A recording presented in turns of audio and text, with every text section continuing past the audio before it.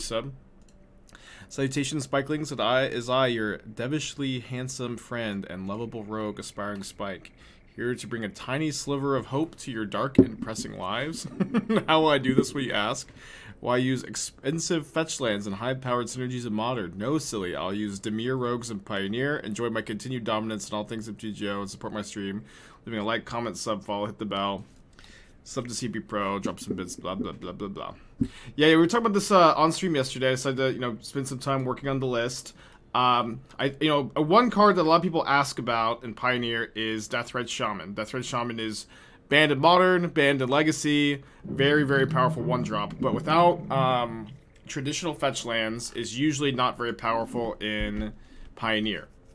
That being said, Rogues is one of the few decks that can actually effectively utilize Deathrite Shaman because you are passively milling your opponent with Thieves Guild Enforcer, Soaring Thought-Thief. Also, Consider seems like a small upgrade for Deathrite Shaman. We're going to be just incidentally milling a land every once in a while, or different card to use with your Shaman. And then it's also true, the Rogues cards are all generally pretty good. Your Soaring Thought-Thief is a 2-mana 3 toughness creature. Flash, which as we've talked about a lot, is a really relevant stat block. Thieves Guild Enforcer, very efficiently costed card. And then you get to play some of the format's best cards. Thoughtseize, Fatal Push, Drown in the Loch, Brazen Borrower, Dig Through Time. Into the Story, also a very powerful card draw spell in the Rogue Shell. Kaito, I think, is a perfect Planeswalker for the strategy. I was playtesting yesterday. The deck felt very, very good. So we're going to do some showcasing it on stream today. USA with the 5-pack. We've got a gifted sub from USA. Make sure to thank them. And Elevation with the 10 months. Thank you so much. More Bezos bucks for the housing fund. Hell yeah. Thank you.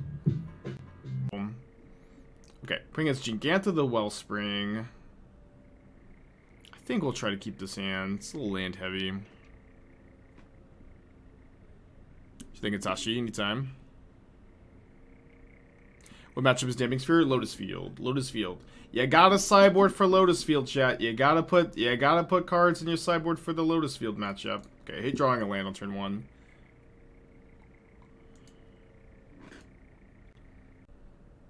More like a Deathrite Shaman. Am I right? Okay, so they've got only 3. They did mulligan on the play, which is pretty good for, I think, our hand. We are gonna need to, start drawing some spells. This deck is bad, actually. So my opponent's gonna upkeep, play with fire, get the Scry 1. So I think we're gonna just spin this turn, drowning a Soulscar Mage. That Mystic Explainer about why Shaman is particularly good in non-fetch format. It's not particularly good in the format. It is particularly good in this deck because your rogues are incidentally milling your opponent, and you're actually able to use Shaman in this deck as opposed to basically every other Shaman deck ever.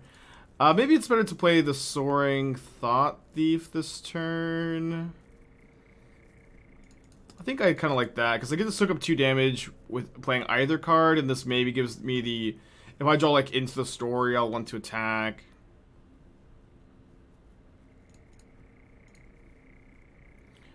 Up on Moon Sideboard. The Lotus Field comp. Also, Consider is another new-ish card that makes Shaman a little bit better. Just like here, we're incidentally milling over a land. But only has 1 card in hand. I guess we're just gonna pass back here. And in this deck, we have the Damping Spheres in the sideboard. I think that the Lotus Field matchup is absolutely a matchup to be respecting. Probably just going to take 2 for, be okay if they don't do anything. They're going to Wild Slash my Thought Thief. So I can kill this Soulscar Mage, or I can counter the Wild Slash. I think I'll just kill the Soulscar Mage. Take 4 down to 9, and then I could just use this as a miller.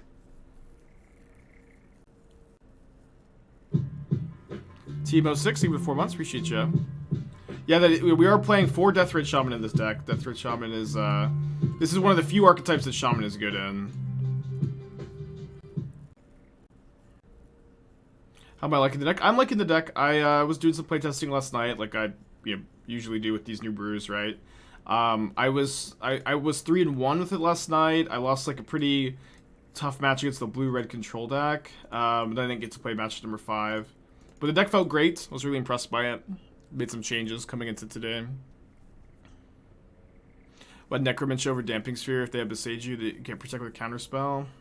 You could choose to do that. I'm not 100% sure. I mean, Damping Sphere is like just so devastating against them. It's also 2 mana. Like it's also true like with Necromancer. What do you name with Necromancer? Because I'm not of the opinion that that card actually just wins the game. So I only have 2 green Shocklands in the deck. This is about the worst draw we could have had too. So no life gain the Shaman right now, unfortunately. Lotus Field. Yeah, but that's the problem with Necromancer. If you're on the draw, they just put a Lotus Field into play. They just put a Lotus Field into play before you can name it with Necromancer, which is why I don't like the card that much. So I thought that there was like you could name their win condition, but you can't, right? Ugh, this is Borrower is not a very good defensive card. All right, guess we're passing back again. Yeah, that's why I don't like Necromancer. I thought that there was something else to it, but yeah, just naming Lotus Field is not. It works on the play, it doesn't work on the draw, and it doesn't always work on the play if they have turn 1 Grazer. Interesting. Ancestral Anger. We're probably gonna chump block here. Yeah, I agree that Shaman hitting on graveyards is good. Maybe I should be playing more green. I'm playing 2 green sources right now. I'm not sure if that is a good number or not, to be honest. Trample. I mean, I have to block. I'm dead if I don't block. I don't have another line. Alright, let's go game 2 though. Oh, need to bounce, right. Yeah, we should have bounced, obviously. Don't know why I missed that line. I was thinking that I was just like gonna chump block this turn, and I was like, I had not, for whatever reason, I've written the line off in my brain. Yeah, you're right. Flip lands are a free roll. No, because we need to have like actual basic lands for the Fabled Passages. Patches are pretty important for these Shamans and pushes. We're still in really bad shape if we bounce, but that was a better line for sure. I think Weather Rootstone is better than Cage, not because only creatures can get back from yards, but permanent doesn't. I mean, how big is the difference between 1 and 2 mana, and like what? So Weather Rootstone does have that extra text, but what like actual cards in the format is that extra text relevant against? This is my question for you. I'm not sure. I'm not trying to argue. I'm just actually trying to understand. Parhelion? Yeah, that I think that checks out.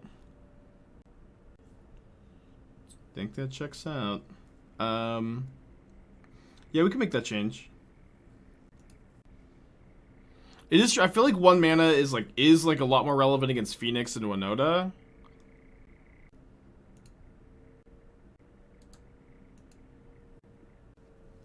But I don't know. I'm kind of interested.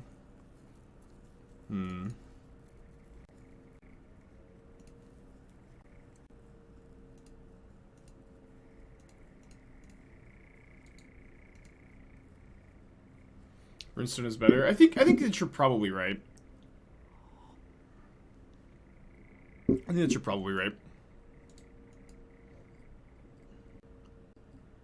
Two Swift Spears. Wow, what a hand. Would love to find another 1 mana removal spell. Maybe Shaman's good. I think I'm gonna graveyard it. I didn't play the mono red matchup last night. Doesn't seem like it's necessarily that good. I think I'm just gonna go and play a Thought-Thief as a blocker here. Main phase slash me, so maybe they have a light up the stage here. So if they do get these up to 3 power, I'm just gonna need to petty theft 1 of them. They have 2 lands off the stage, 2 cards left in their hand. Yeah, I think these blue-black fairy style decks I do think tend to have a rough red matchup. Well, we've got game against them, of course. And my opponent also had a very good draw. Still having a very good draw. That being said, we can steal some thoughts. Kill a creature.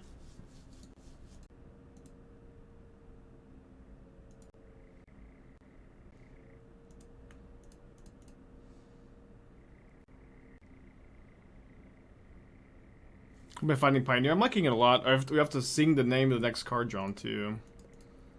But I'm liking Pioneer a lot. It's been a lot of fun to mess around with. A lot of fun to explore. I don't think I've got any, like, necessarily other notes than that. Besides, I'm just generally liking it. Okay, I think I need to make a token here. Just pass. We play Modern soon. I'll just kind of continue playing, you know, just whatever I want, whenever I want. I'm sure I will play Modern again on this channel. I don't know when. It's not gonna be just Pioneer for the foreseeable future, though. No.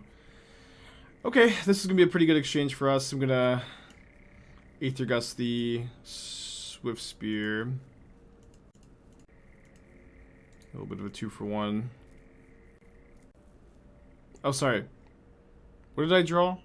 Aether Gust? Aether Gust! Have I tried Clean to Dust over maybe a Kaito? Clean to Dust competes with the Dig Through Times a little bit. It would help the mono red matchup. This is my first time playing this matchup. I think if we determine that this matchup is awful, then that's maybe something we can do.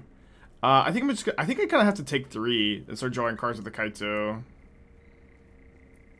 I don't like it.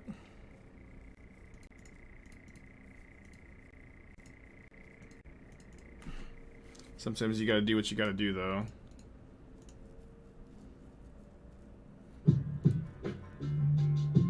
Okay, that's actually a really good pickup. Real dumb guy at the 10 months, appreciate ya.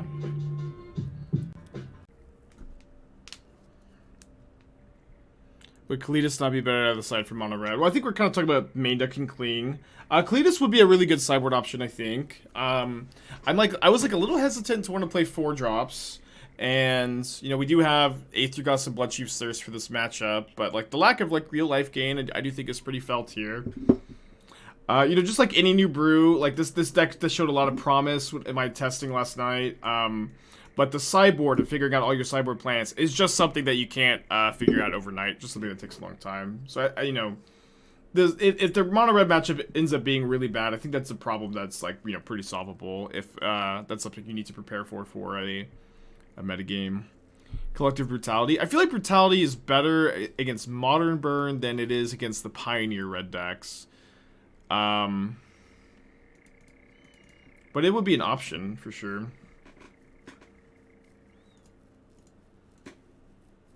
Nighthawk Scavenger. I like that suggestion a lot. Yeah. Graveyard Trespasser seems like a great choice as well. Yeah, I agree. Lots of bright minds in the chat today. So if they Bone Crusher Giant, I think I just have to Gust this. And then if they put it on top, we get to mill it away. Part of the reason why Gust is just so good in this deck. Yeah, they do put it on top. They have a 1-mana creature. Blister Coil, weird. Okay. I wasn't necessarily expecting that. So let me leave back one of the Thought-Thieves here. Mill my opponent for 4. Draw a card. Okay. Just happy to draw any somewhat relevant spell here, I suppose. I may be actually able to present lethal next turn. This is going to be 5 plus 6, 11 plus 5. Yeah. I mean, assuming that, like, I can attack with everything effectively. And they put Giganta into their hand. Tablet of Guilds. Oh yeah, I saw someone register Tablet of Guilds, and I just think it's so funny. There's like so many cards that like I like started playing Magic with that are popping up now in my Magic life. It's like Tablet of the Guilds, Guy Started Monk, and I'm like, I remember like thinking like neither of those cards would ever see like any real constructed play. And here we are 10 years later. Gary, through the 15 months, appreciate you. Yeah, I also wish Kaito made rogues. It's okay to lose a little bit of synergy, especially because like your rogues are all kind of just good on their own. You don't really need, you're not like necessarily a true tribal deck. Okay, so let's go ahead and loot and see if we can find a removal spell for lethal. Ding ding ding ding ding ding ding ding ding. Wait, hold on. Maybe make sure I count it correctly. 16. Okay, yeah. Obviously, if they have a 1-mana burn spell, they can survive. Alright, shout out to the one unknown. That being said, I don't know what they can top deck to get out of this. A land lets them hit me for 4, and their hand is Blister Coil, Weird, Gigantha, new card. So, like, I don't know what one single card lets them deal 5 damage here, but I'm hoping not to find out. Okay, didn't find out. So, 1 game 2. I think I relatively like our sideboard plan. I do kind of wish we had some, like, 1 or 2 extra cards in this matchup, where, like, both Kaito and Brazen Borrower feel pretty underpowered here. Yeah, Crypt Incursion is in Pioneer. It would be pretty good, I think. I like that suggestion, too. I almost feel like I want the first Thoughtseize over, like, the third Kaito on the draw. Don't love it. Does Nighthawk Scavenger have 4 toughness? Crypt Incursion over third Narset? I don't know. I mean, I feel like the 3 Narsets are really important. Narset's a super good card. Okay, let's keep this. Let me put back the Borrower, I think. Could be a bit bad not to put back the Into the Story. Could maybe put back second Shaman. But we also have Overgrown Tomb here, so our Shamans are better, too. Is it worth keeping the first Thoughtseize in? I boarded it back in on the draw. I think that on the draw, I'm just kind of interested in that cheap interaction in general. And then here, is it better to play Shaman or is it better to push? I feel like this is definitely the kind of decision that you end up figuring out after playing the format for a lot. I kind of feel like because I have 2 Shamans, I just want to play with the first Shaman on turn 1. Yeah, see the new spoilers. I haven't seen any spoilers today, so if there's any cool ones, we can, you know, link them and look at them. Ancestral Anger. So we are going to get to untap with our Shaman. We're also going to take 5, though, so we'll see how good or bad this ends up being for us, I guess. Okay, so I can go Watery Grave, second Shaman push. Watery Grave, exile, Anger. Oh, well. I can go push, exile creature. That doesn't make any sense, though. Why don't I play Modern anymore? Actually, I've decided that I hate Modern, and I am never going to play it again. I decided that after doing literally nothing but playing Modern for 2 years, I was like, the format actually sucks, and I'll never touch it again.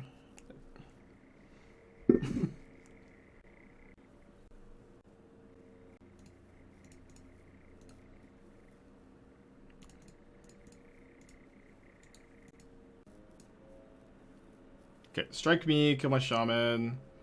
Down to 10 life. They've got 4 cards in their hands. 3 cards in their hand. Ooh, dude, light up the stage. Into 2 light up the stages. Yeah, I saw the deck tech. I've got a lot going on. Give me a second.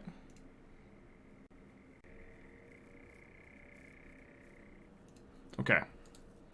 Found the push. Yeah, we were talking about this yesterday.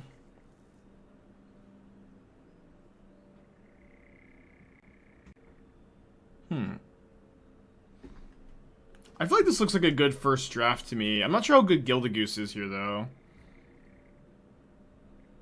Like, I kind of feel like I would just rather play regular Mana Dorks over the Geese. If they don't have a burn spell in their hands, it's gonna be huge that they don't get the second light up the stage here. Yeah, I think my initial impression is that I'm not like in love with the Geese. Like, you don't really have any good way to like make extra food tokens. Obviously, it has some synergy in the deck, but I think that you're probably play the fire. Okay. Okay, I guess we're just playing a Shaman. There goes Shaman Thoughtseize. I think I'd rather hold up the Petty Theft. Oh, yeah, I'm also not sure that I like these Ornithopters. Like, Ornithopters, like, just to, like, tap to Moonsnare, I don't think are very good. I think I just want to play Elvish Mystic Llanowar Elves instead. But I think everything else I like. I like the 3-Hearted Kirans, I like the Bankbusters, I like the Chariots. You can maybe play, like, third Chariot over the first Sky Sovereign. I'm not sure. Sky Sovereign could be good. I just don't know. Okay, so if we draw a land, we get to maybe draw 4.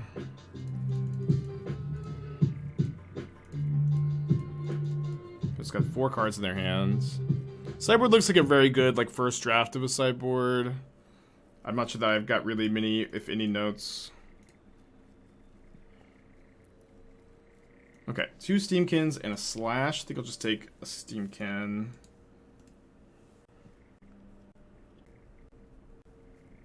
I think those are my thoughts. Nothing really else, to be honest. Tapped wrong there? How did I tap wrong?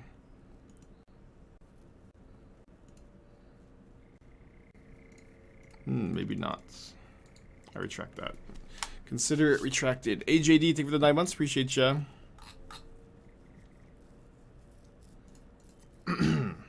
You will live. Aspiring Spike, you're going to live. Too soon. Too soon to say goodbye. Goose is basically hard evidence for the Moon Snares. I guess. Well, no, it's not. Because, like, what was nice about hard evidence in, like, the mono blue deck was that you played both Springleaf Drum and Moon Snare. And so hard evidence could tap to both. But in this list, the fact that this list doesn't have Drum, too, is not... I just think it makes it not really it, you know? Tough. Tough game. Yeah, I think it makes it just not it, right? But if you could build the deck differently to play Springleaf Drum and Goose, and then like then we can talk. But it's multi 6 in the play here. 3-mana Kai. I feel like 3-mana Kai is not nearly as good in Pioneer, just because there's like a much higher lack of 1-mana spells. Get a bit of Cruise. Okay, dude, this blue-red control deck is great. This blue-red control deck is very good. It's better when it draws mana though.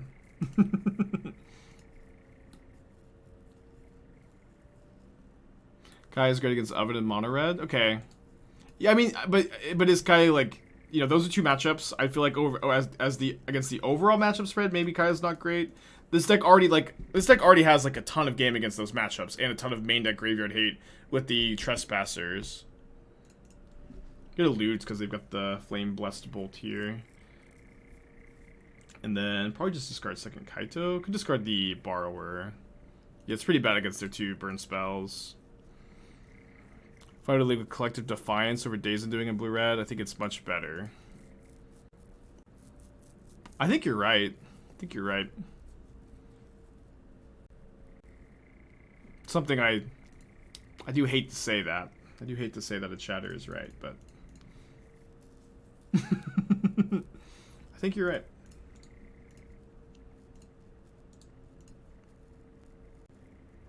Crippling Fear, non-rogue board wipe. That card does what? It's a non-rogue board wipe?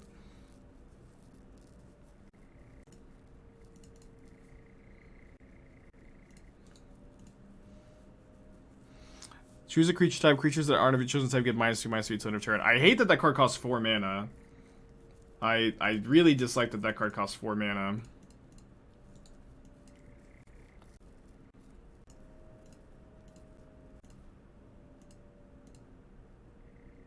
I think Thoughtseize, the last card, yeah. Vampires plays it. I mean, Vampires is also like a much more dedicated tribal deck than Rogues is. Rogues is like, you know, Rogues has like 2 good, like, Rogues just kind of has like a lot of incidentally good cards that happen to be Rogues, rather than being like necessarily all in on the tribe. Like Soaring Thought-Thief is and Thieves gonna force her just like reasonably statted threats in like this tempo shell, and Borrower just happens to be a rogue. And then like the synergies work well with Shaman. That's just like the whole deck. Okay, so they look like the control deck, not the Phoenix list. I think being able to differentiate the 2 is pretty important. Wait, with a new ob, I like the card. I'm excited to cast it. I have been trying to figure out how to side of this matchup. I think I've been doing something like this, and then I'm not bringing in the Aether Gust. Gust is good against exactly Niv, but you do have Drown of the Loch to kill Niv. And it's like, it's really bad against basically the rest of their deck. -2 Borrower. Borrower's okay. I feel like being kind of threat dense is important in this matchup. Borrower's also good if they're on Thing in the Ice too, which they often are. I just like, you also have a spots where you're holding up counter magic a lot, you just slam the Borrower. Wait, finished by Jessica Let's Brew for Pioneer. I haven't started it really. I've seen a lot of other people working on it. I think there's like a lot of interesting ways to build it. I haven't really started to work on it, to be honest, though. I've got a lot. I have a lot on my to-do list, and for whatever reason, that one just doesn't necessarily feel like it's super high on the to-do list at the moment. Is Shaman great in Pioneer? No, Shaman is not great in Pioneer. It is somewhat playable. It is definitely somewhat playable. But it does require very specific decks to be good in. Like, this deck, Shaman can support Shaman because you're doing a lot of incidentally milling your opponent. You also have, you know, for Fabled Passage, you have Consider to fill up your yard a little bit. But yeah, no, Shaman is usually not that good in the format. Okay, they're gonna Fiery Impulse this, but I think that's gonna have to be okay. And then, okay, I think I like Petty Theft main phase, and then Dispute the Thing on the way down potentially. It's got Flame Blessed Bolt, Thing in the Ice, 4 mystery cards in hand.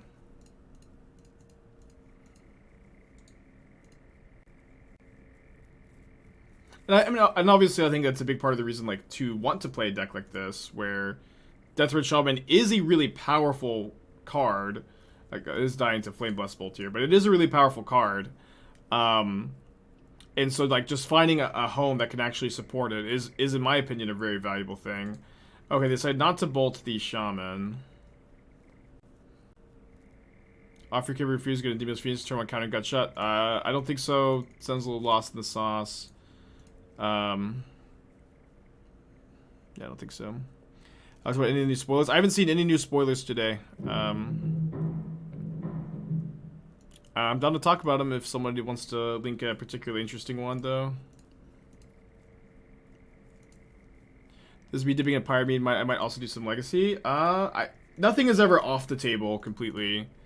Legacy is a very difficult format to brew and innovate in. Legacy is you know, I used to be a very enfranchised Legacy player, but the format has changed a lot since I was really into it. So nothing's ever off the table though. I will just, you know, I will continue to play what I'm interested in, and I think that's a pretty good way to do it, since if I'm interested in something, there's a good chance whatever I'm playing is interesting. You know, there's a good chance whatever I'm playing just you know, is cool or fun or whatever, and we'll have a good time. They found a dispute, so I guess maybe I should have responded to the minus. I think I need to just jam into the dispute there. And I think that I shock so I can pay for a dispute on the hardcast Borrower. Just let them get another Narset activation. I can try to attack it with the Rogue here. Yeah. Of course, like, learning Pioneer is a big priority, so I can grind and try to make the Pro Tour.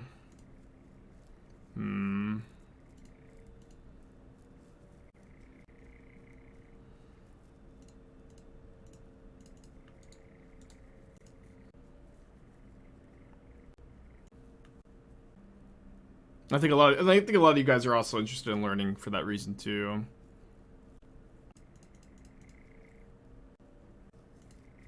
So Kaito down. They've got 2 unknown cards in their hand. We draw our own copy of Narset, which seems pretty good. And a backup Kaito, baby. Kill Narset, hit my opponent for 3, play Kaito, draw a card. Phase out Kaito. Kaito seems great in Pioneer too. Been really impressed by the card so far.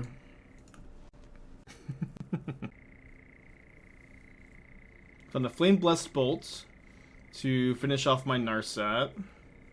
3 cards left in their hand.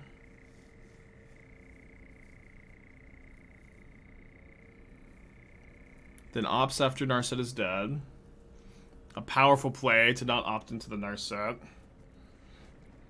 I didn't get to watch your Green Black Rock Pioneer stream. How did I feel about Invoke Despair and Pioneer? I liked it a lot. I liked it a lot, and I'm interested in exploring other shells that are maybe more in Invoke Despair somehow, but I did like the card.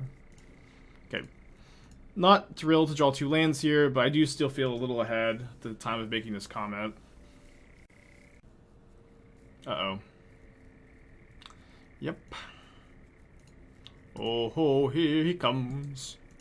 Watch out, Spike. You need to drown the Loch. We haven't drawn a single drown yet this game, though. And, I guess that trend continues, and we're super dead. Fuck. How did Blue-Red Wizards go? We trophied with it. I like the deck.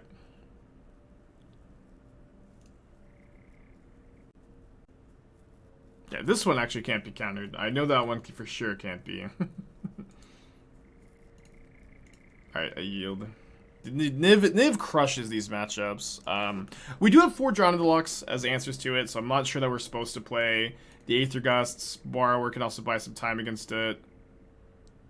Why didn't you attack with the 1/1 to not discard a card? I wanted to draw a Drown in the Loch off the Kaito so I could drown the Niv and get 3 damage extra in with the Borrower. So, like, I didn't... The land in my hand doesn't matter at all, but the extra damage of the Borrower might matter. It just kills Borrower in response. I suppose. Yeah, you're right. Yeah, you're right. I think I'm supposed to lead on the Shaman here, and then I can go, like, Enforcer, try to Enforcer and Thought-Thief next turn.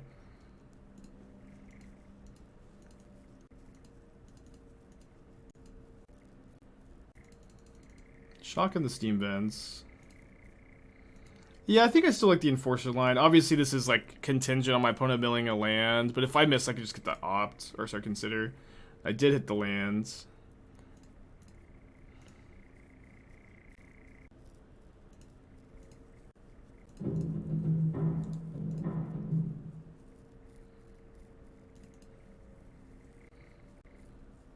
Okay. Some Deathrite Disrespect.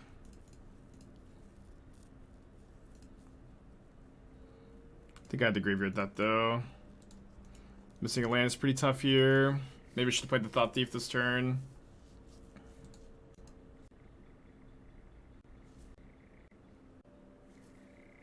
Okay. Get some card advantage off the Kaito.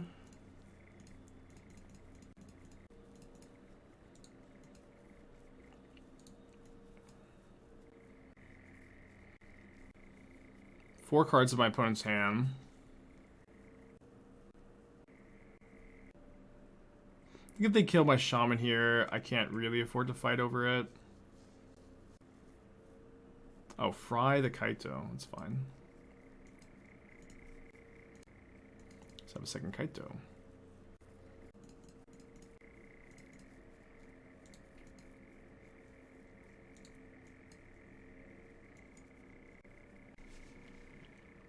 See if they can flip the thing. They can't kill the Kaito. They can hit me for 7, though. Okay, so they don't get any value off the Flame Blessed Bolts. They hit me for 7 down to 7. But I can, you know, drown this. Activate Kaito. Hall of the Storm Giant's very scary when you're at 7 life, though. I'll tell you that. Okay, loot. Might put a Shaman away.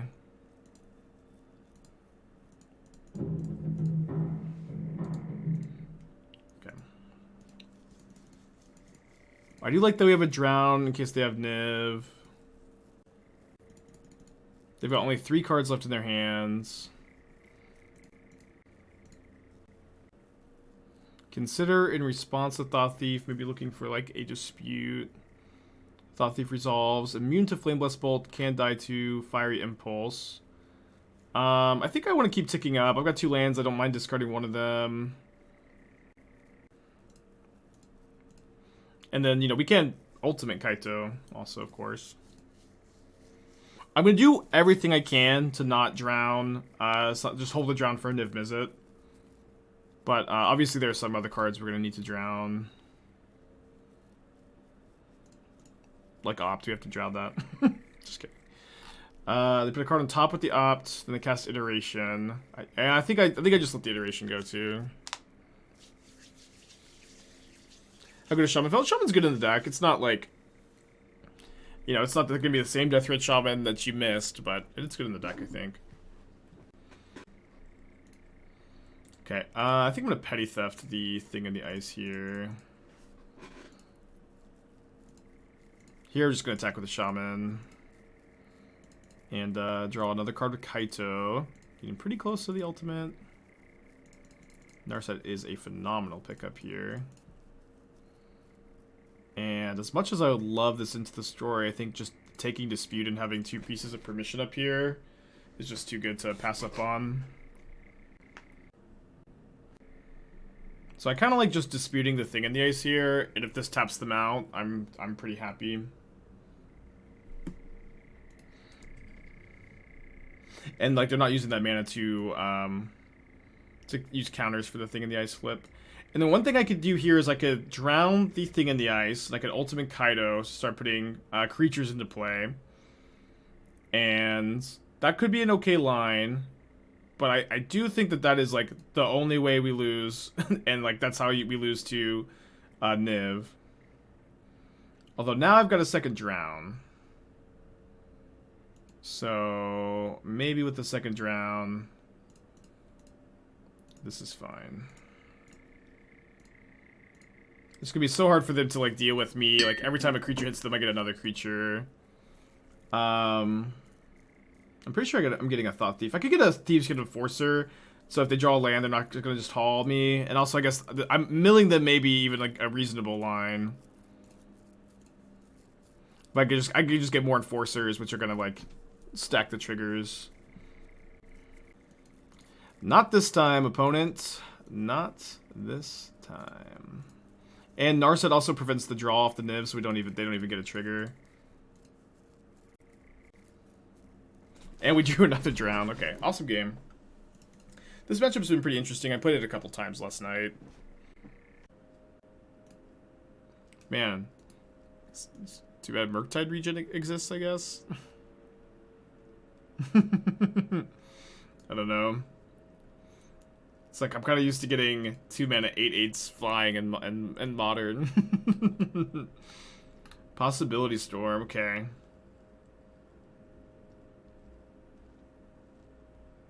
I think this has always been an okay deck. I do think Fable of the Mirror Breaker is a good new addition to the archetype. I would also like to draw land here.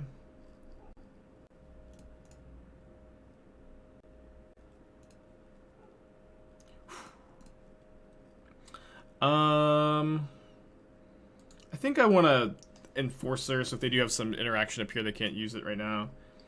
I feel like your list looks pretty good. Like, you maybe want to sideboard the Harbingers instead of main decking them.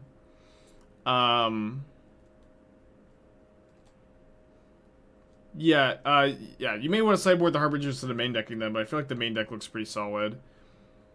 I might play Omen of the Forge over Oath of Chandra because it's an instant, but I'm not sure like how relevant the 3 toughness damage is either. I do really like Hornet's Nest. I may play like a 3rd copy of that.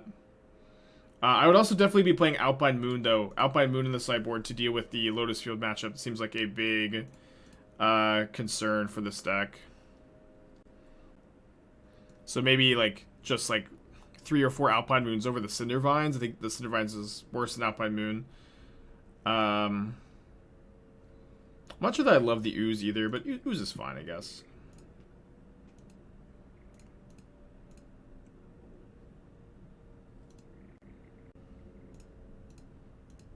I've seen Luxor Gift, the Planeswalker equipment. Yeah, we've seen this. We've been talking about, you know, there's some Devoted Druid combo decks. Probably mess around with it some.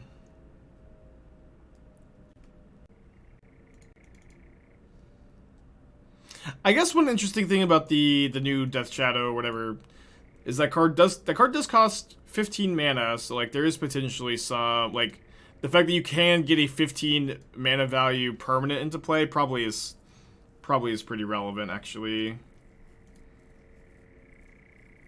Yeah, I feel like I am overcommitting a little bit into the verdict, but I also do get to into the story if they verdict, so probably gonna be okay. Aetherborn felt nuts the web black deck, one number to blow out combat. Maybe, I don't know, dude. I've always hated Gifted Aetherborn. I could be wrong. Okay, yeah, I think we just let this resolve. Because if I make a mana, then I can't enter the story. So they get their 3 for 1, I get my 4 for 1. We keep playing.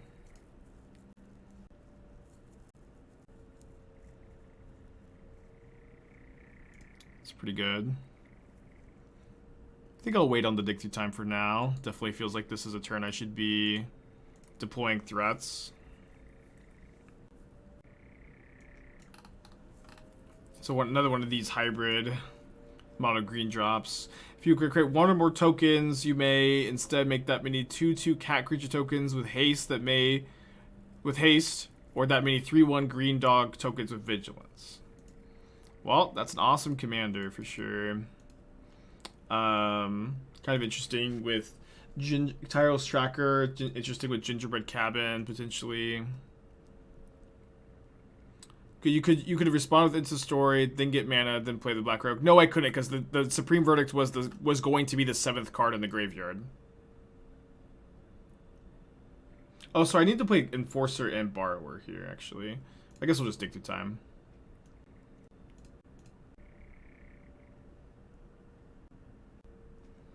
Okay. I think I like taking Thoughtseize Drown here.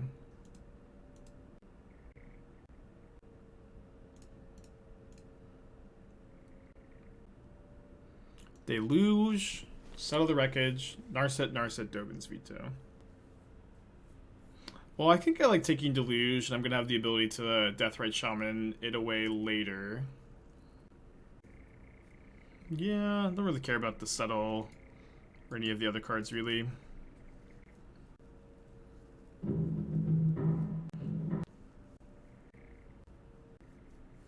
So you're Plains for turn.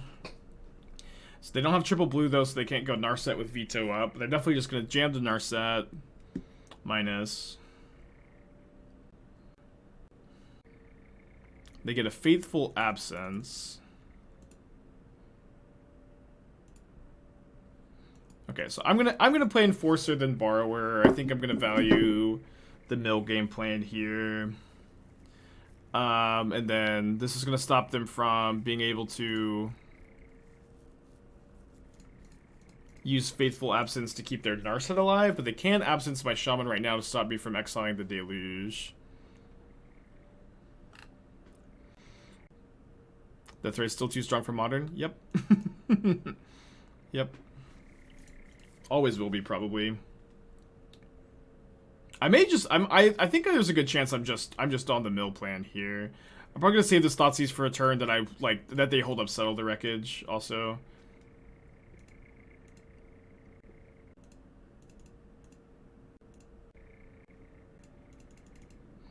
I think I probably don't want to commit too many more threats here.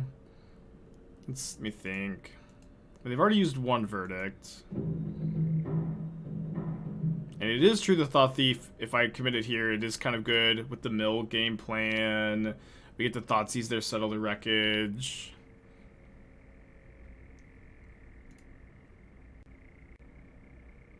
If you're on the mill plan, I should play Thought-Thief before attacking. Well, I'm not that interested in the... Or, I don't know. Like, we do miss on, like, 2 cards milled, but... I'm just not sure how relevant that is, necessarily. You might be right.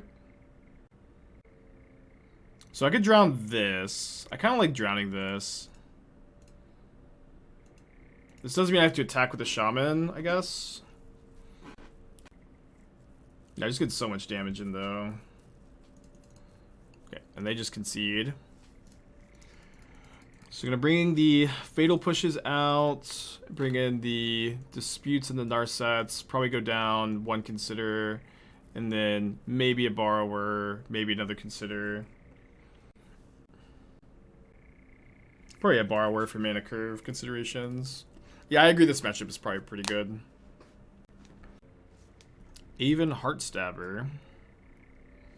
2 mana 1/1. As long as there are 5 or more mana values among cards in your graveyard, gets +2/+2 as Death Touch. When it dies, mill 2, draw a card. How many times have been asked about the exclusion of crabs? I haven't been asked at all, but I don't think the crabs are very good in this deck.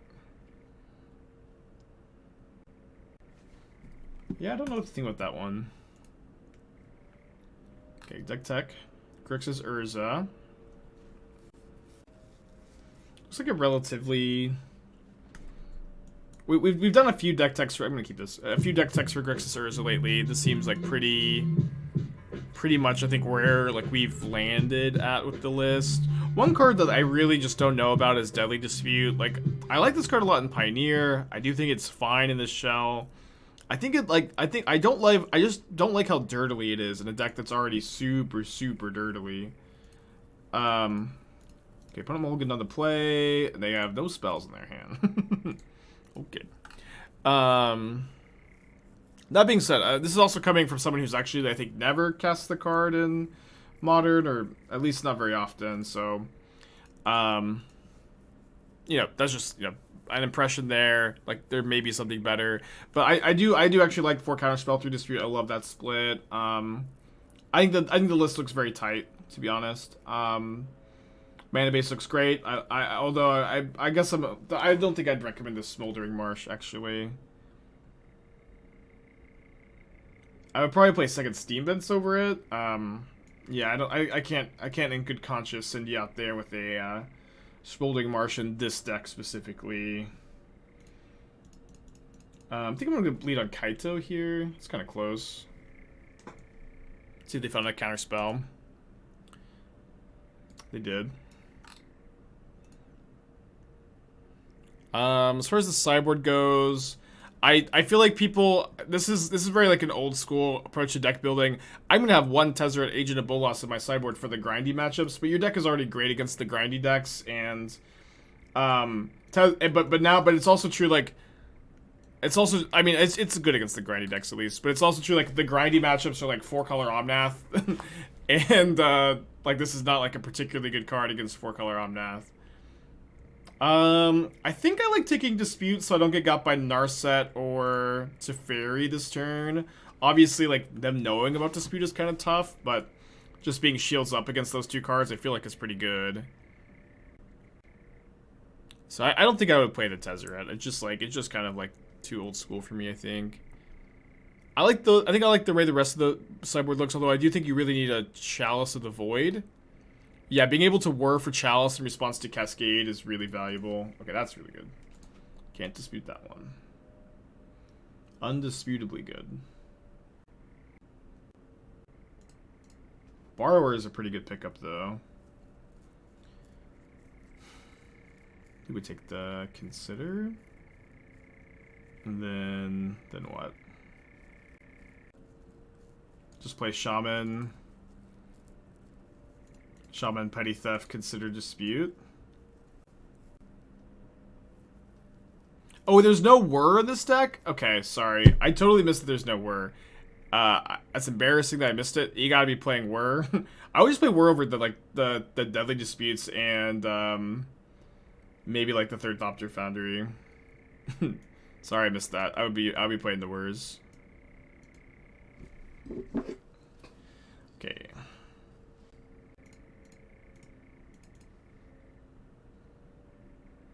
That's just my opinion, right?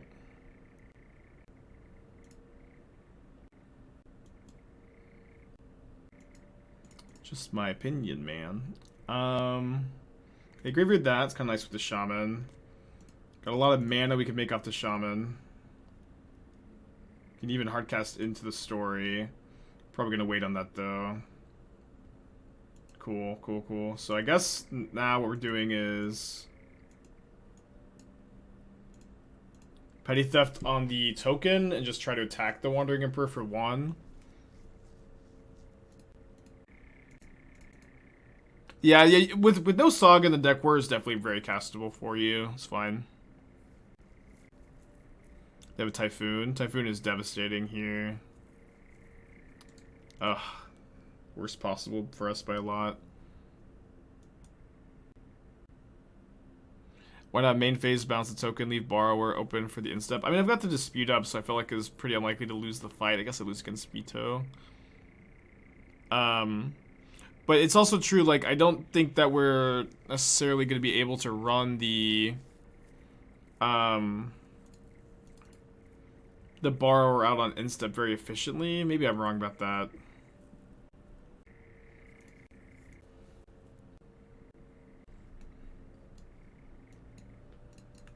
I think I need to Dispute. Obviously, like, it's so bad if they already have Veto in their hand. Alright, well, their top decks are pretty nuts, Let's go to game 3. Oh, we're so ahead. Yeah, blue-white pretty good deck, huh? New spoiler. Expert Rescuer. Oh, yeah, I think I saw this on Twitter this morning, actually. 3 mana, 3/2 lifelink.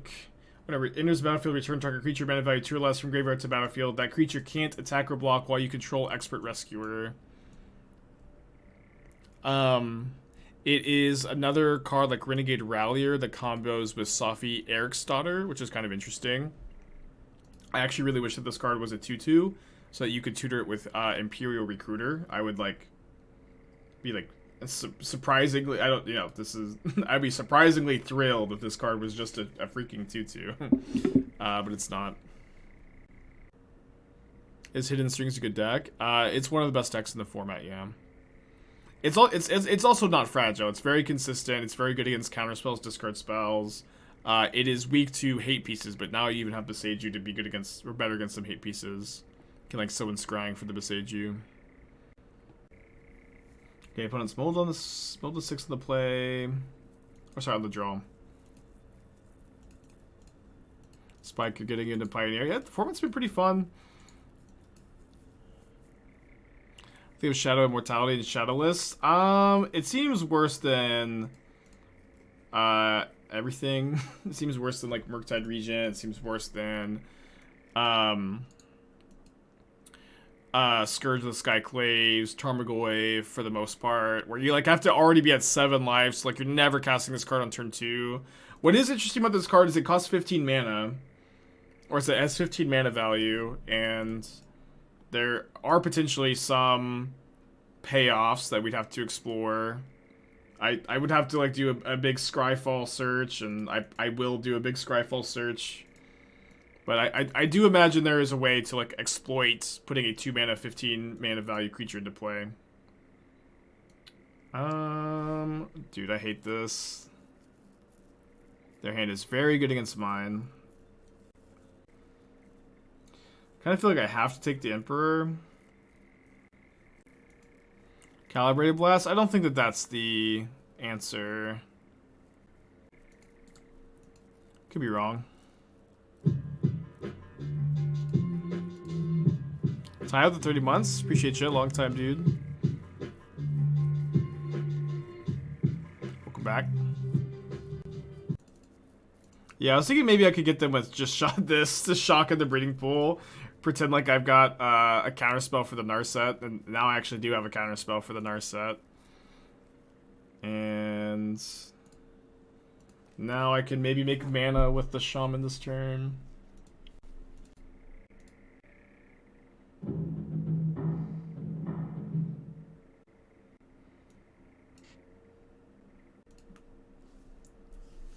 Okay, so let's go ahead and grab a island, I think. Island this turn and play this as a black source probably. And then just cast the Enforcer.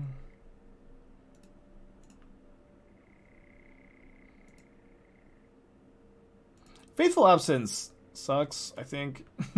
I don't know. I understand that like the blue-white decks are kind of bad at answering Planeswalkers, but card bad though. Card bad. Yeah, I think I like playing Borrower, then disputing their Absorb. And then that's going to have 7 cards in their graveyard, which is 1 short of turning on the Enforcer. Oh, I assume that they would absorb that. Maybe they drew a Verdict. Their hand is Absorb, Narset, Narset right now.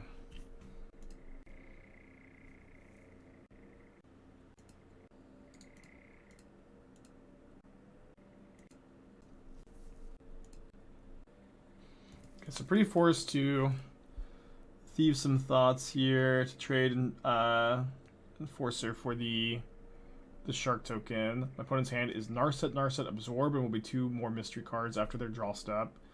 If their 2 mystery cards are White Source Verdict, I'm gonna cry.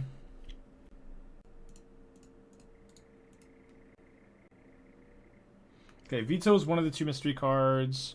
They don't have the White Source in play. They can get it off Field of Ruin. Hand is now Narset, Absorb, and whatever they get off the Narset. I think Gates is a valid Pioneer deck. I haven't seen a version of Gates that I like. Another Narset. Oops, all Narsets. There's potentially something there though. I don't know. I don't know what Gates looks like.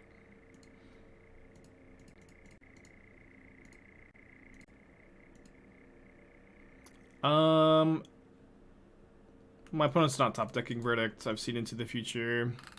Just gonna play around the Absorb that we know about. If they draw like a land and they could go Narset Absorb up, I'm gonna really regret not main phasing the Enforcer. Am I intentionally playing no manlands here? Well, I think with I'm playing 4 Fabled Passages because I'm a Deathrite Shaman Fatal Push Dig Through Time deck. It's kind of hard to like also fit the manlands into the deck. Opponent with early concessions game 1 and 3. I'm obviously open to suggestions on the mana base and like what you would play, where you would fit the manlands in, but I feel like I need 6 fetchables for my 4 Fabled Passage. I need the pathways for the fixing, and I guess you could play the manlands over the green sources, but I do think being able to like sometimes activate Shaman for green is important. But yeah, you could play a Hive and a Cave over the green Shocklands, I guess, if you wanted to. Yes. Kaito's a card that sees play in Modern. Like, the Shadow decks really like it. I think you could probably look at... In fact, like...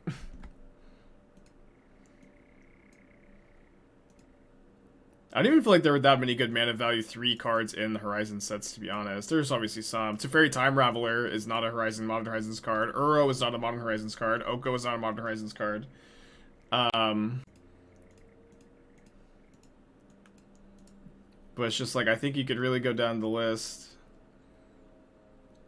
And see that there are a lot. Hidetsu Consumes All. The Kaito... Fable of the Mirror Breaker, Glasspool Mimic. Bergie sees some legacy play. All the Skyclaves. I guess you can't see that one on the screen over here. Grease Fang. I guess not Grease Fang so much. Prismari Command. Yeah, there's lots. So you just get to go down the list. There's plenty. I think we should Thoughtseize on turn 1. It's kind of close. Yeah, Dryad of Deletion Grove. Okay, we lost to Mono Red in round 1 of this league. I think I'm taking Bone Crusher. It's kind of close.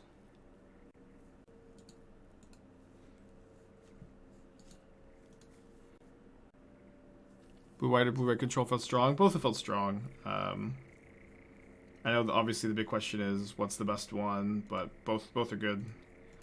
And I don't know what their overall matchup spread is, to be honest. It's too early to tell. I do like the new Ob, yeah. Do like the new Ob.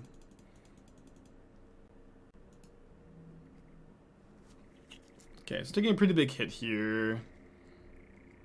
Down to 10 life. And if I just go Kaito, attack, draw cards, could be tough. Yeah, I think the mono red matchup is pretty tough. I'm of the opinion that we should try to find a good sideboard plan for the matchup.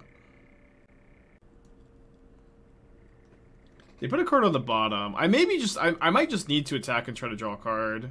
I can also play Shaman and then Petty Theft the Soulscar Mage.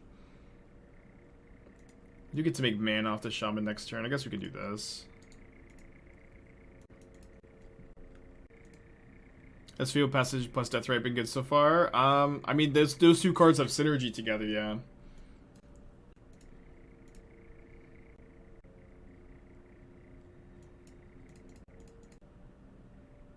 I guess I should let them scry first.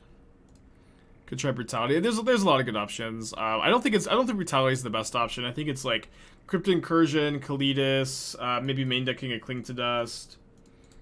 I think it's probably just, or Graveyard Trespasser all seem like the best options.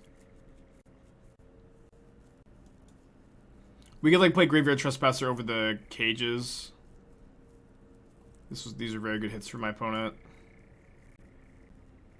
Okay, so I can attack with the Enforcer. If they block, I can flash in Borrower. And if they don't, I can Kaito draw a card. Well, maybe I should just Borrow or Drown this turn anyways. Kaito next turn.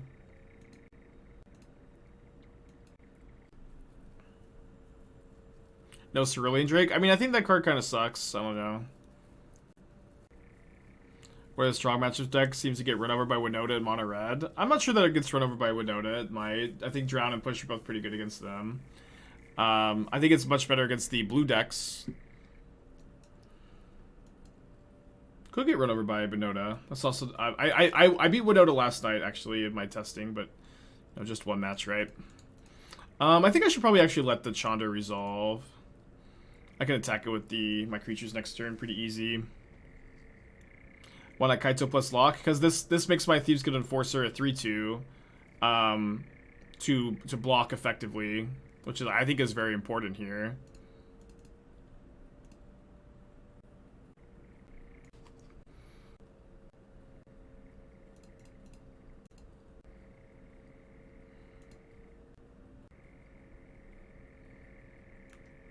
Fuck.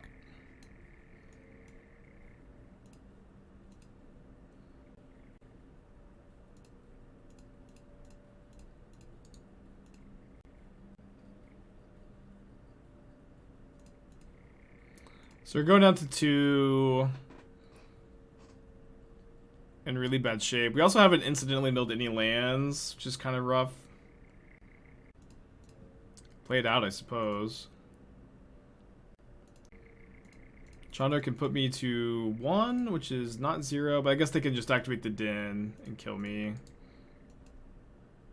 When enjoying a Swift Spirit, give me Threshold instead. Either line results in 1 Swift Spirit dead. Either line, right? Oh, hold on. Kill the creature with Drown, 8 cards in the yard. Are you okay? Yeah, that was a better line. I missed that. I missed that was gonna turn on the Enforcer. Yeah, that line was potentially winning. Yeah, missed it. Okay. Dead. Not sure if we win the game, but we're definitely in like much better shape. Black March would be good, or Collective Brutality. I feel like Collective Brutality, this is just not the answer. I think that's feels to me at least to be very much the attitude of modern deck building. But I do think the Black March is a good option. I think that people are prioritizing like specifically the life gain too much. Where like we're not playing against a burn deck, we're playing against a red deck wins deck, which has a lot of creatures, a lot of threats that need to be answered. If you gain 7 or 8 life even from your spells, if you're not impacting the board, it just doesn't matter. They're gonna bitch you. Ditch Into the Story. Ditch Into the Story. Which of these cards would you like me to play over Into the Story? Into the Story is better than Kaito or Borrower for sure in this matchup, in my opinion, but there could be something I'm missing. Nighthawk Scavenger is the one. I think you may be right. Yeah. I think you may be right. It's also a rogue. You can also play the Graveyard Trespasser though. That card also gains life and is hard for them to kill and is incidental graveyard hate, which is relevant.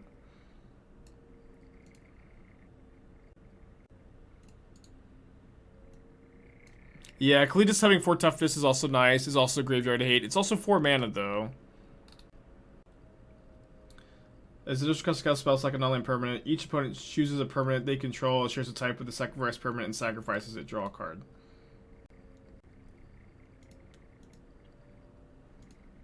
I don't think I'm a fan.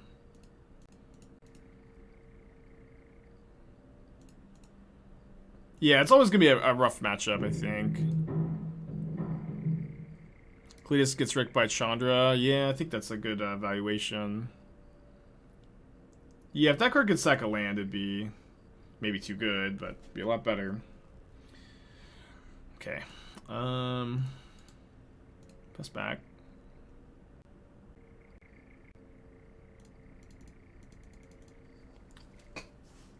Our opponent's red draws have all been very good too. They've all been like triple 1-drop plus spells.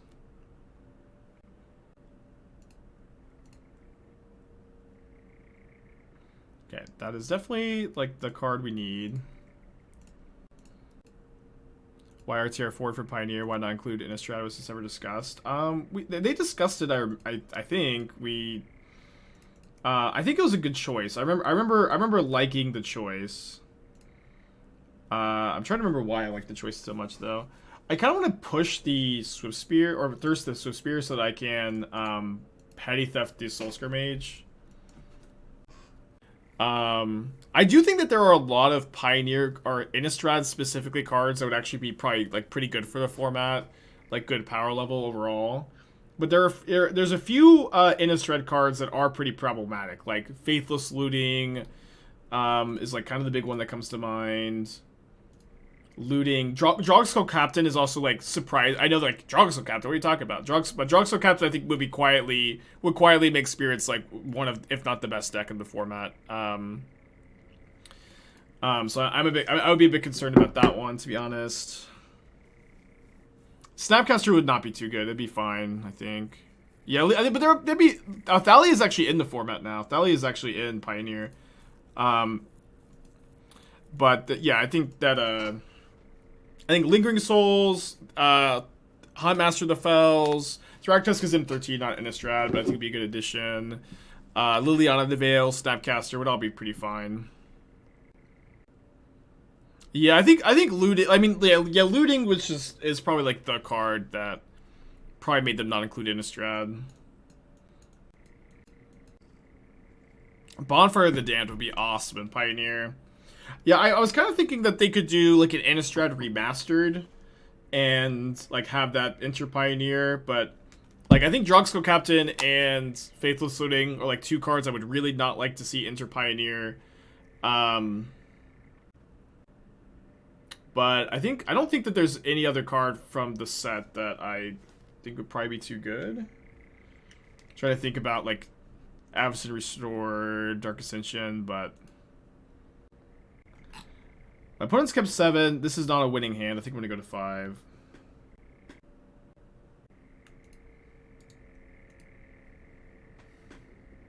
Snapcaster would be really good in the blue-white control decks. I think it would be somewhat playable. People always think Snapcaster is just way, way better than it is. I don't know what to tell you guys. You guys are all just like so freaking thirsty for Snapcaster Mage. But like Snapcaster was not good in Standard. Snapcaster, it was fine. It was playable, but it was like not like a top 20 card even. But it was pretty high power level. Standard format, blah blah blah, whatever. But it's like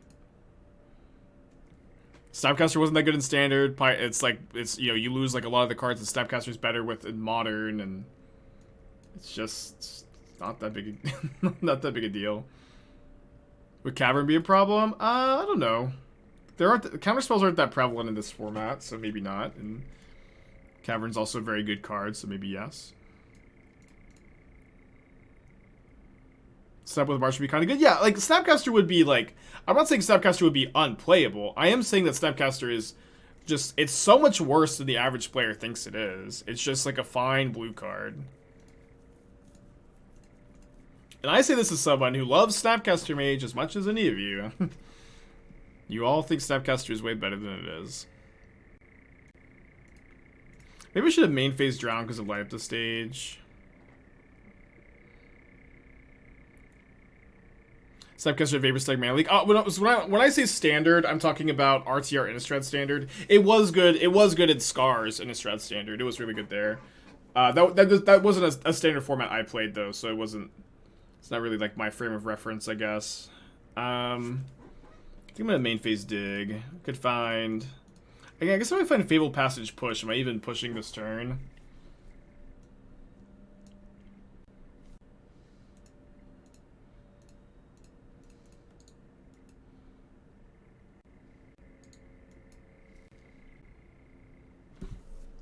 Yeah, Snapcaster was yeah.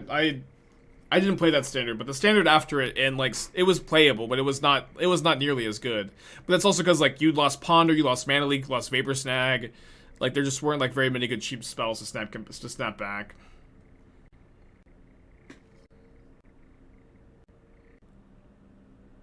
They didn't use the floating mana for this. Looks like that was just a mistake.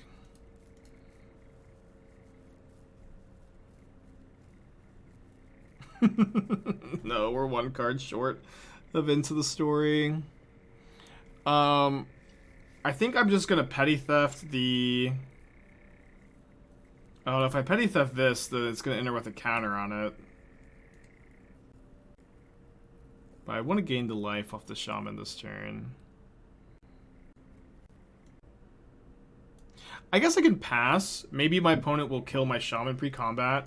I can push the Ferocidon, and then I still just gonna be one short of Into the Story because if I make the man off the Shaman, they lose 7 cards in the yard.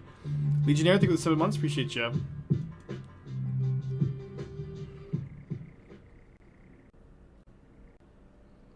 They exile Spikefield Hazard.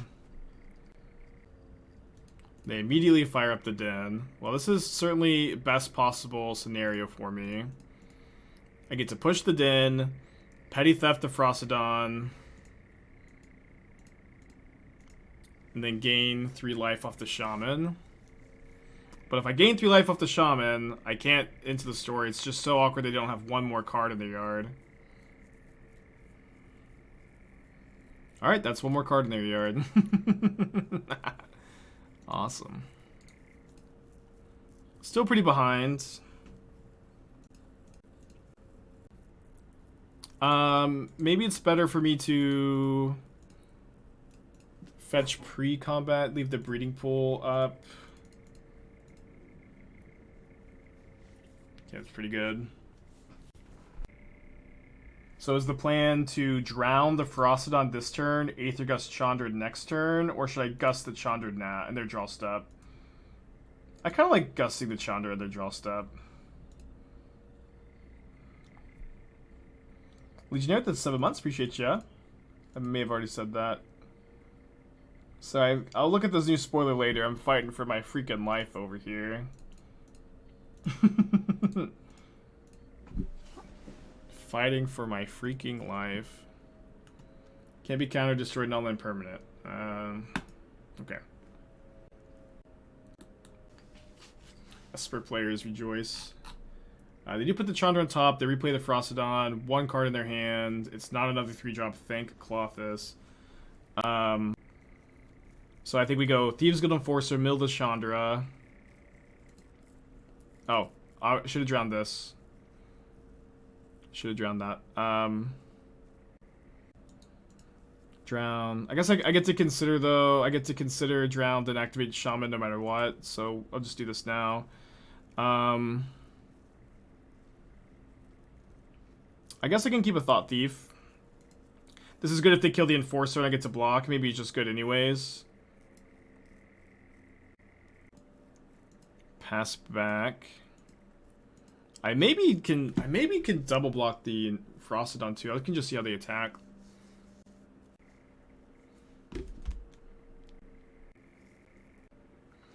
Okay, I think it's kind of risky, but I think what I want to do is counter the Stomp because I'm really scared of the Bone Crusher Giant, and then go double block Ferocidon with Deathrite Shaman, Thieves Guild Enforcer, and then just block here with the Thought-Thief. But they don't.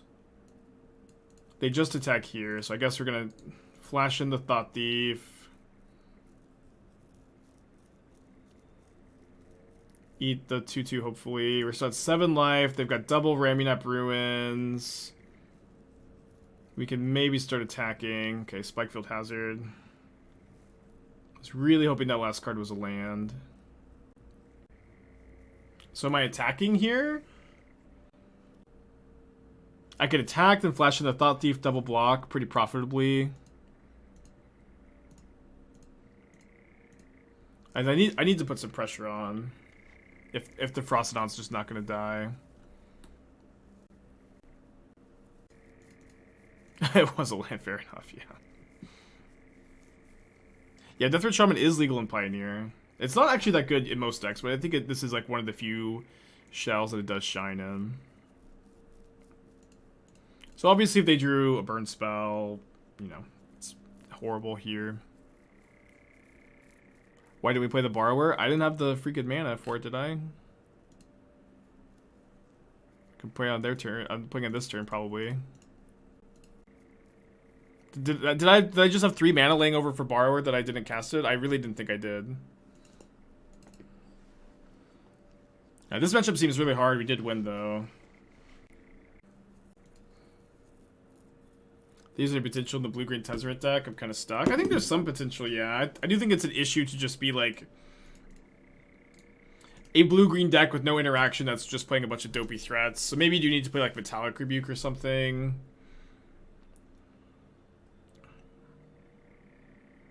Is this the Possibility Storm deck, maybe?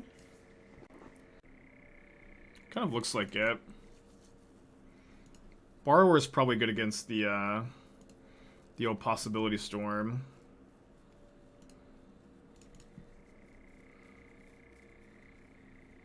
I think I'm getting another island. And then we can push this and hold up Thought-Thief / Borrower. Possibility Storm is bugged? I didn't know. Yeah, I didn't know it was bugged.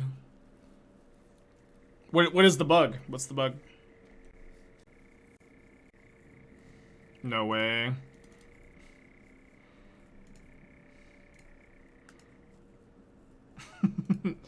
Blowout.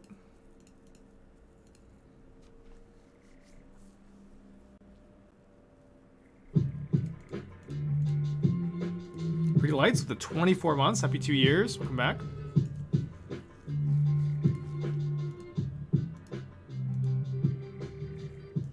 Dookie with the tier 1. Thank you. Adventurers hit creatures off the spin. That's brutal. It's so weird that some decks just work for forever. They just work, and then one day they just stop working. Okay, I'm bringing the... I think they're just like green-red Stompy. I'm bringing the Gust and the Thirsts. I think we're going to sideboard in a pretty similar manner, although Borrower seems maybe a bit better than... against mono red. It's still probably pretty bad. I think we're just going to sideboard the same way.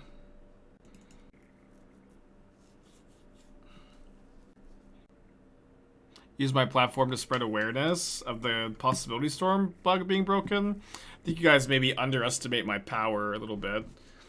All my audience is just modern players. Shaman's pretty good. It's just like a fine card in the deck, to be honest. It's not like... It is not the Deathrite Shaman that you're used to. But it is pretty good. I think I want to Thoughtseize on turn 1. Kind of painful, of course. I'm taking the Coco. Again, hopefully trade Enforcer with the Emissary. I can also just take the hit. Then we can try to... We can Gust the Ronus, but Ronus is maybe just not going to matter at all. Hopefully they didn't draw Bushwhacker, yeah.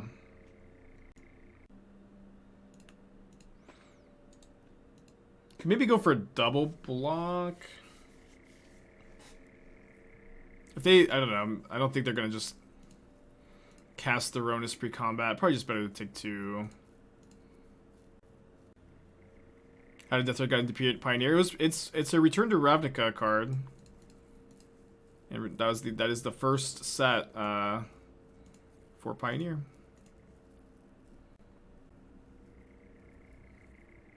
Okay, so I think we're just gonna lead on Aether Gust here, and then if they Put it on top. We'll Thieves Guild Enforcer it away. And then it's kind of painful, but I'll Enforcer, I guess.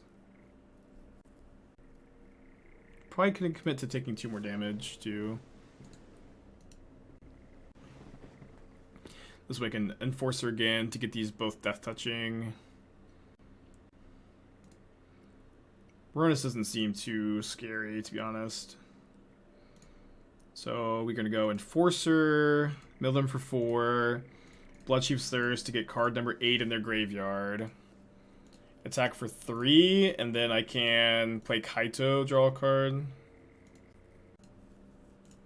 I guess, obviously, Ronis gets kind of scary if they top deck any creature, but... I think I'm still drawing a card. Oh.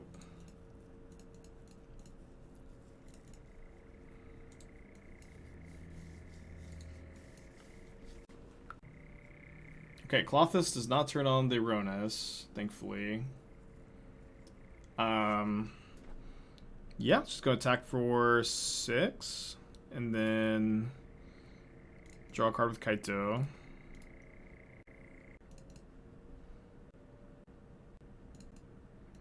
Push is kind of an interesting draw.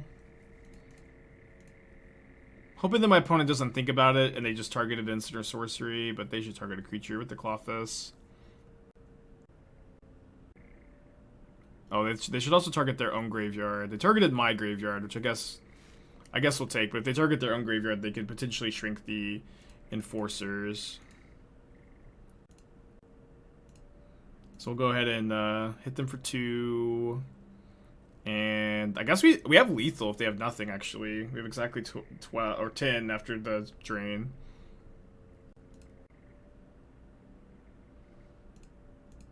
I think I just want to hit pre-combat because I can maybe just, if I'm assuming they have nothing, I can't really imagine that they are like that they're not going to cast the removal spell and like let me just draw a drown and kill them.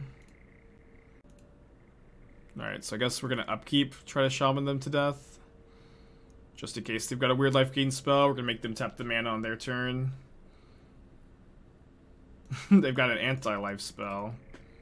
Alright, I think it feels pretty fitting to end this first league with double shaman activation for the kill. Couldn't you activate shaman once the Klothys triggered the life drain? They targeted a creature. I didn't have any green mana to exile the creature. But I would have liked to.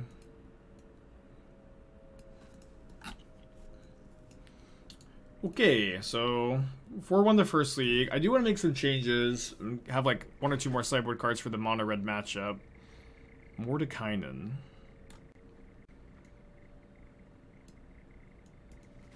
So the cages are pretty important for the Phoenix and